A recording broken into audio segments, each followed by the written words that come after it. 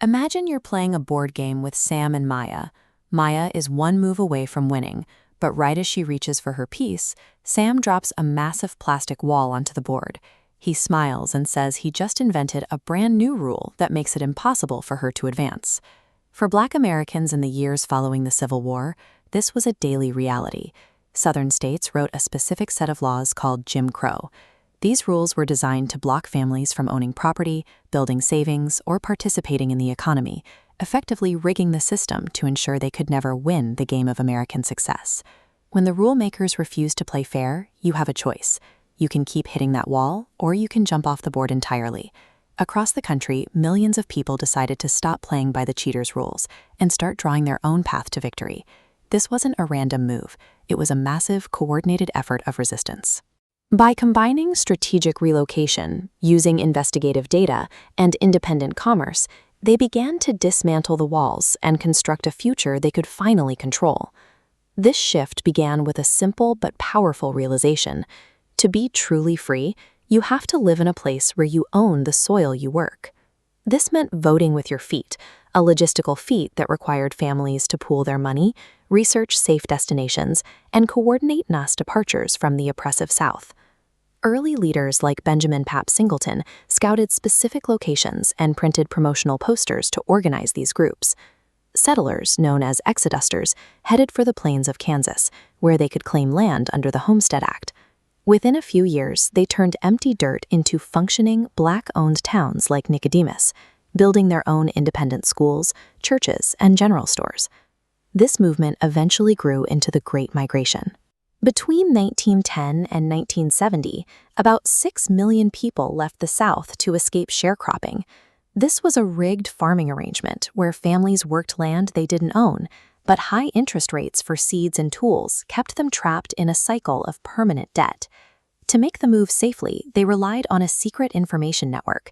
Pioneering Black-owned newspapers like the Chicago Defender were passed around to tell people which northern factories were hiring and which trains to take. These pages provided the reliable data needed to trade 75 cents a day in the South for $5 a day in a northern city. By packing their suitcases and moving their labor, these families didn't just find better paychecks, they reclaimed total autonomy over their own lives and paychecks, resetting the map of American power. While families were moving their bodies, others were using their knives to fight the lies protecting the rigged system. Ida B. Undeniable facts were the only way to drag systemic crimes back into the light. The conflict centered on a manufactured reality.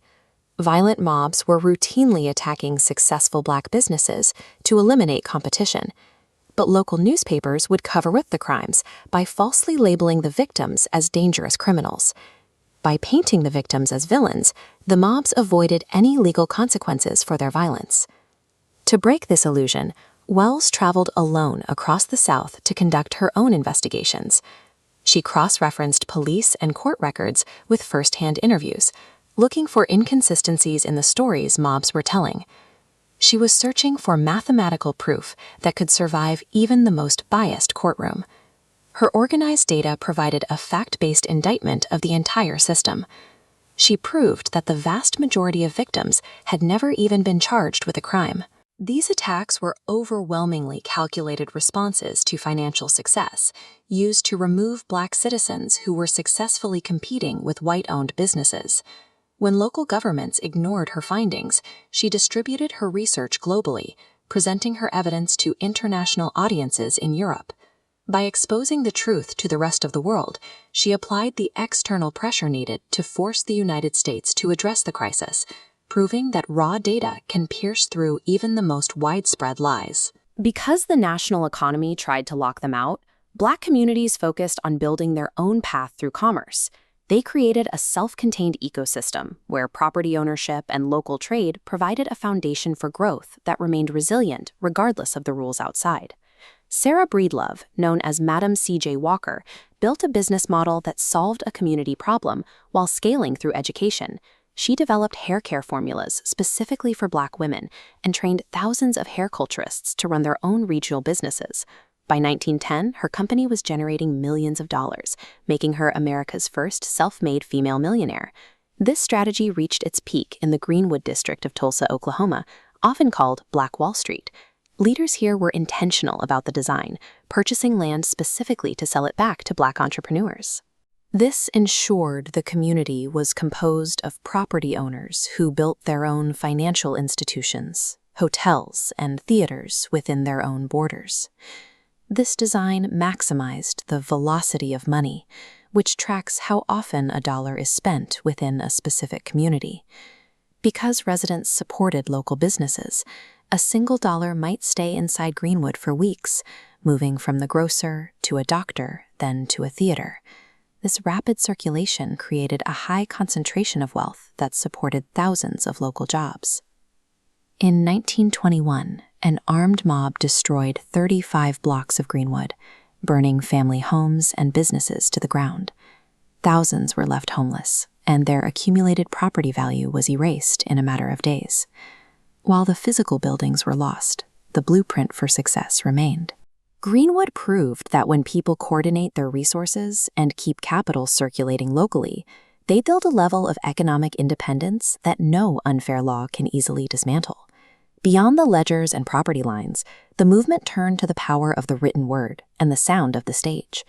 In New York City, over 175,000 migrants settled into a 3-square-mile neighborhood called Harlem, transforming it into a cultural capital where artists finally had the proximity to critique and amplify each other's work. Thinkers like Langston Hughes approached their work with a clear goal called the New Negro Movement.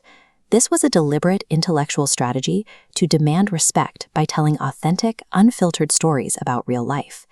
By publishing these sophisticated rebuttals to the caricatures of the era, they asserted their intellectual equality one page at a time.